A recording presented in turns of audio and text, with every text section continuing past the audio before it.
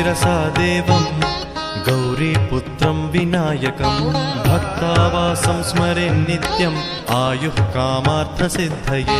प्रणम्य शिरसा देवं गौरीपुत्रं विनायकं भक्तावासं स्मरे नित्यम् आयुः कामार्थसिद्धये।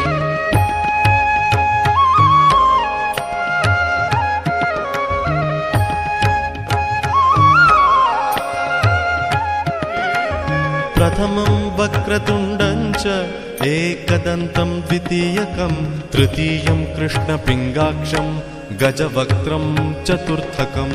प्रथमं वक्रतुण्डं च